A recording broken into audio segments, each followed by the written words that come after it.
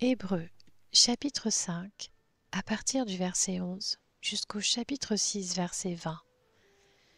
Nous avons beaucoup à dire à ce sujet et des choses difficiles à expliquer, parce que vous êtes devenus lents à comprendre, alors que vous devriez, avec le temps, être des enseignants. Vous en êtes au point d'avoir besoin qu'on vous enseigne les éléments de base de la révélation de Dieu.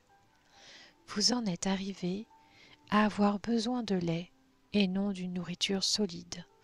Or celui qui en est au lait est inexpérimenté dans la parole de justice, car il est un petit enfant. Mais la nourriture solide est pour les adultes, pour ceux qui, en raison de leur expérience, ont le jugement exercé à discerner ce qui est bien et ce qui est mal.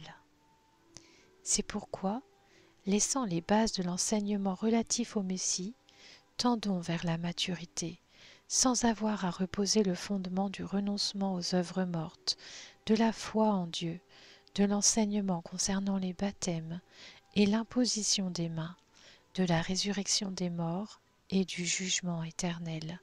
C'est ce que nous ferons, si Dieu le permet.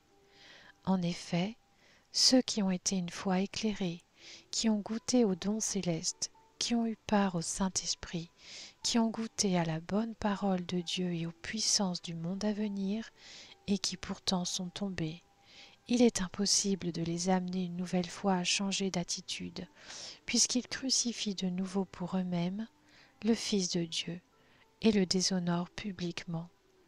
Lorsqu'une terre arrosée de pluies fréquentes produit des plantes utiles à ceux pour qui elle est cultivée, elle reçoit de Dieu sa part de bénédiction. Mais si elle produit des ronces et des chardons, elle est jugée sans valeur, bien près d'être maudite, et on finit par y mettre le feu. Même si nous parlons ainsi, bien-aimés, nous sommes convaincus qu'en ce qui vous concerne, vous avez la meilleure part, celle qui est favorable au salut. En effet, Dieu n'est pas injuste pour oublier votre œuvre et le travail de votre amour. Vous avez démontré votre amour pour son nom, par les services que vous avez rendus et que vous rendez encore aux saints, et nous désirons que chacun de vous fasse preuve du même zèle pour conserver jusqu'à la fin une pleine espérance. Ainsi, vous ne vous relâcherez pas, mais vous imiterez ceux qui, par la foi et la patience, reçoivent l'héritage promis.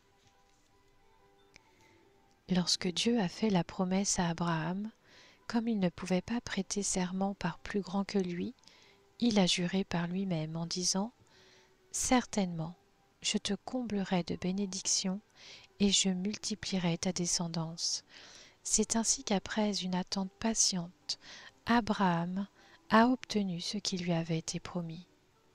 Or, les hommes jurent par plus grand qu'eux, et le serment est une garantie qui met fin à toute contestation. C'est pourquoi Dieu, voulant montrer plus clairement encore aux héritiers de la promesse le caractère irrévocable de sa décision, est intervenu par un serment. Ainsi, par deux actes irrévocables dans lesquels il est impossible que Dieu mente, nous sommes puissamment encouragés, nous dont le seul refuge a été de saisir l'espérance qui nous était proposée. Cette espérance, nous la possédons comme une ancre solide et sûre de l'âme. Elle pénètre derrière le voile, là où Jésus, établi grand prêtre pour toujours à la manière de Melchisédek, est entré, pour nous, en précurseur.